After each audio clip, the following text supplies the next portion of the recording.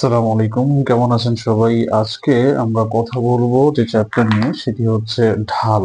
মূলত এই টপিকস আজকে আমরা আলোচনা। তো অ্যাকচুয়ালি ঢাল কি?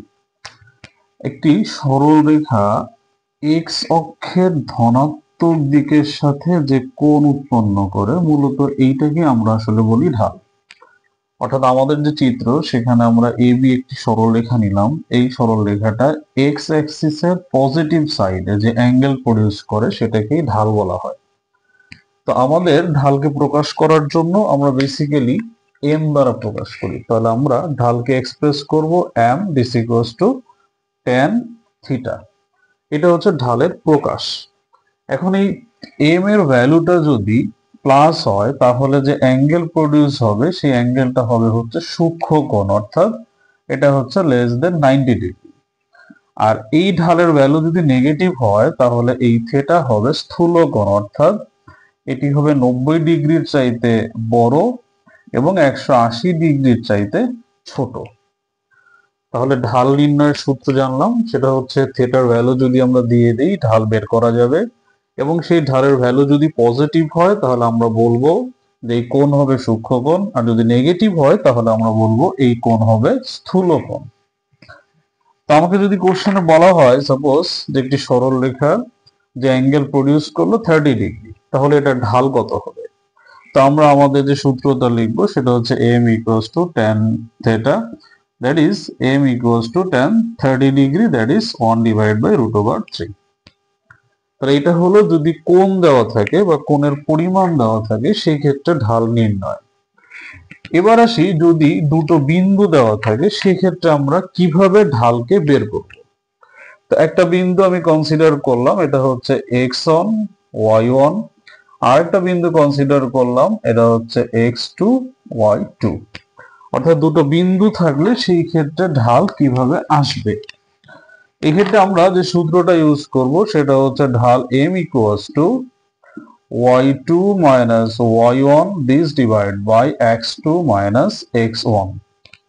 আবার বলি, দুটো বিন্দু দেওয়া থাকে, প্রিভিয়াসলি দেওয়া ছিল অ্যাঙ্গেল বা থিটা, এখন দেওয়া হবে দুটো বিন্দু। সেক্ষেত্রে আমরা কি করব, y2 minus y1 divided by x2 minus x1। যদি আমরা দুটো বিন্দু নেই, একটা বিন্দু নিলাম 2,3, this is another point 4,6। তাহলে আমাদের ঢাল কি হবে? ঢাল m equals to y2 minus y1, আমরা এটাকে বলবো x1, এটাকে বলবো y1, এটাকে বলবো x2, আর এটাকে বলবো y2।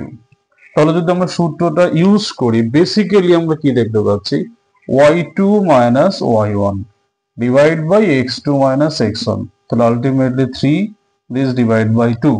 যেহেতু এই m এর ভ্যালু পজিটিভ আসছে, সেহেতু আমরা বলবো এই কোণটা অবশ্যই সূক্ষ্ম কোণ। তাহলে এটা গেল যদি দুটো বিন্দু থাকে সেক্ষেত্রে ঢাল কিভাবে প্রডিউস করা যাবে। এরপর আসি, যদি আমাদের সামনে একটা সরল রেখা দেওয়া হয় সেই ক্ষেত্রে ঢাল কিভাবে ফাইন্ড আউট করব। তাহলে এখন আমাদের সামনে দেওয়া থাকবে কি, সরল রেখা। Suppose this is 2x plus 3y plus 6 equals to 0। এটা একটা সরল রেখার ইকুয়েশন। তো এটা যদি থাকে সেক্ষেত্রে ঢাল কিভাবে বের করব। ঢালের সূত্র হচ্ছে m equals to minus a divide by b, m equals to minus a divide by b। প্রশ্ন হচ্ছে এটা কোনটা? a হবে x এর সহগ আর b হবে y এর সহগ। তো যদি আমি ইকুয়েশনটাকে ইউজ করি, তাহলে এখানে a এর ভ্যালু হচ্ছে 2, তো এখানে b এর ভ্যালু হচ্ছে 3, তাহলে আমার ঢালের ভ্যালু চলে আসলো -2/3। অর্থাৎ এইটা যে কোণ প্রডিউস করবে সেটি অবশ্যই স্থূল কোণ। তাহলে আমরা ঢাল বের করার জন্য ইন টোটাল 3টা সিস্টেমের সাথে পরিচিত হলাম। যদি প্রথম সিস্টেম যাই, সেখানে হচ্ছে আমাদের সামনে একটা অ্যাঙ্গেল দেওয়া থাকবে তথা থিটার ভ্যালু থাকবে।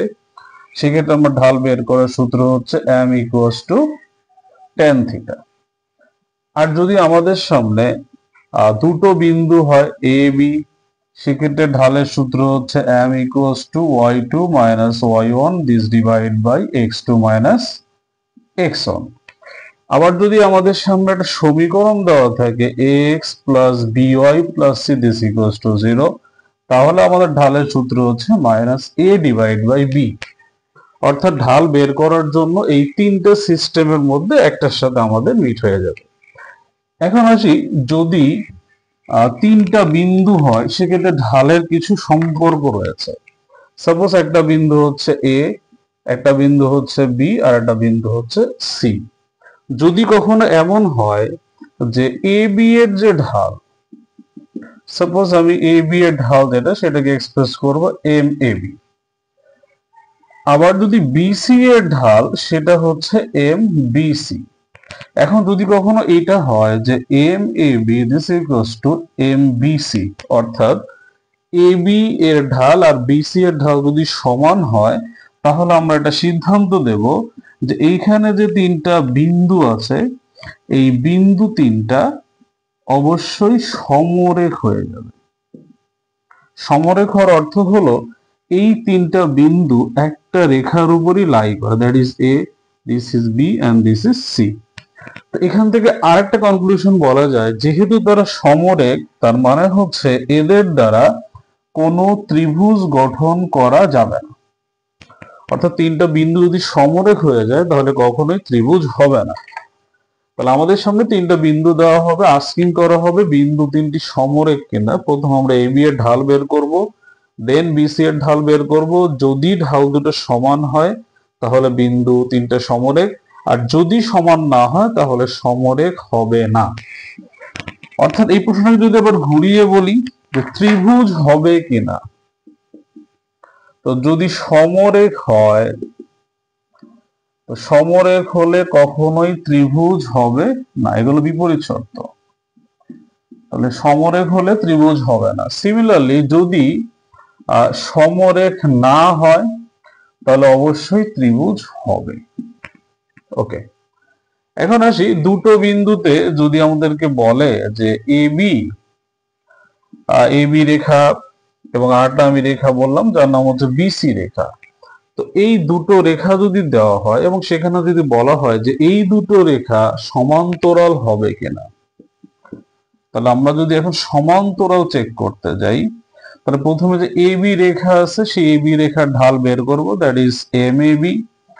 বিসি রেখার ঢাল বের করব, সেটা হচ্ছে এম বিসি। যদি এম এ বি আর এম বিসি সমান হয়ে যায়, অর্থাৎ এ বি রেখার ঢাল আর বিসি রেখার ঢাল সমান হয়, সেই ক্ষেত্রে আমরা বলবো যে অবশ্যই এই দুটো রেখা সমান্তরাল। অর্থাৎ আমরা যদি বলি যে এ বি দিস সমান্তরাল বিসি, তাহলে মোটামুটি আমরা ঢাল নিয়ে যদি আরেকটু বলি যে দুটো রেখার ঢাল যদি সমান হয়ে যায় তাহলে আমরা বলবো এগুলো হচ্ছে সমান্তরাল। আবার যদি এমন হয় যে দুটো রেখার যে ঢাল বের করলাম, অর্থাৎ আমি যদি এ বি এর ঢাল বের করি, আবার যদি আমি বিসি এর ঢাল বের করি, এই এ বি এবং বিসি যদি এই দুজনার ঢাল এদের গুণফল যদি -1 হয়, অর্থাৎ এম এ বি গুণন এম বিসি, যদি এই উত্তরটা -1 হয় তাহলে আমরা বলবো যে এ বি রেখা এবং বিসি রেখা পরস্পর লম্ব, অর্থাৎ এ বি এবং বিসি রেখা পরস্পর লম্ব হবে। তাহলে আমরা এখন টোটালি একটি সামারি করি যে আমাদের টপিক ছিল হচ্ছে ঢাল। তাহলে ঢাল কাকে বলে? এটা সরল রেখা এক্স অক্ষের ধনাত্মক দিকের সাথে যে অ্যাঙ্গেল তৈরি করে সেটি হচ্ছে ঢাল। এখন ঢাল বের করার জন্য আমার কয়টা সূত্র? প্রথম সূত্র ছিল m = tan θ। দ্বিতীয় সূত্র ছিল যদি দুটো বিন্দু হয় তাহলে বিন্দু ঢাল নির্ণয়ের সূত্র y2 - y1 this divided by x2 - x1। আবার যদি কখনো একটা ইকুয়েশন দেওয়া হয় that is ax + by + c = 0, সেক্ষেত্রে ঢালের সূত্র m = a/b। ওকে, -a/b, এটা হচ্ছে ঢালের সূত্র।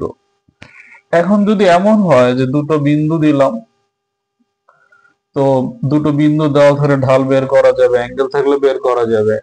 আর যদি তিনটা বিন্দুর স্টোরি হয় তাহলে প্রথম দুটো বিন্দুর যে ঢাল সেই ভ্যালু যেটা হবে, আর দ্বিতীয় যে বিন্দু দ্বিতীয় দুটো বিন্দুর কথা যদি বলি, that is M B C. তো এইটাও যদি বলি, এই দুটো ঢাল যদি সেম হয়ে যায়, অর্থাৎ এম এ বি সমান যদি এম বি সি হয়, তাহলে আমরা বলবো যে এই দুটো সমান হয়ে গেল। সিমিলারলি যদি এই ঢাল সমান হয়ে গেলে আমরা ডিসিশন দিব যে এই যে তিনটা বিন্দু ছিল, এই তিনটা বিন্দু অবশ্যই সমরেখ, অর্থাৎ এই তিনটা বিন্দু দ্বারা আর কোনো ত্রিভুজ গঠন করা যাবে না।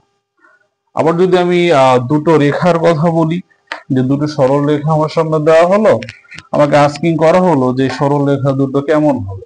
Suppose 2x plus 3y plus 6 equals to 0 and 3x minus 2y plus 7 equals to 0.